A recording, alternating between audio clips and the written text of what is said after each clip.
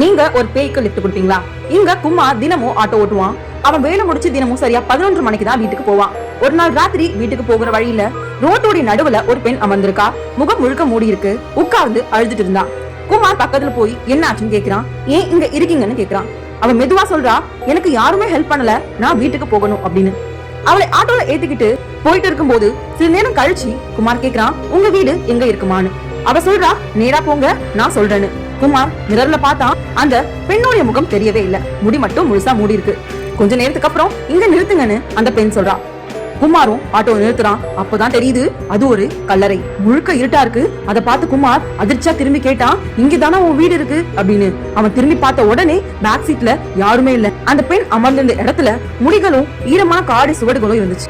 கொஞ்ச நேரத்துல சுடுகாட்டுக்குள்ள பார்த்தா ஏதோ ஒரு உருவம் நிக்கிற மாதிரி இருக்கு. அதை பார்த்து பயந்து போய் அங்க இருந்து குமார் வேகமா ஓடி வந்துறான். மறுநாள் காலை அதே கலரை பக்கத்துல ஒரு நியூஸ் வருது.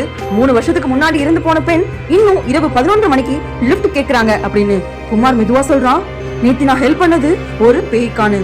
இந்த வீடியோ உங்களுக்கு பிடிச்சிருந்தா ஹாரர்னு கமெண்ட் பண்ணுங்க.